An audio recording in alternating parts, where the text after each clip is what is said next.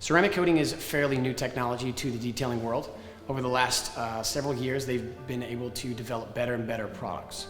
The difference between it and, say, a wax or a sealant is that it bonds to the surface, is a much harder, more chemically resistant, and longer lasting product. Instead of a carnauba or a lab-made version of carnauba that just simply beads water, sometimes it's removed from the surface as simple as a simple wash with a soap that doesn't have a great pH balance. Ceramic coating has a much broader range of protection than a conventional wax or sealant. Ceramic coating is going to also keep you from having to come back every 3 to 6 months and getting a protection reapplied. It also creates a much harder surface than the factory clear coat, so it's much more resilient to scratches.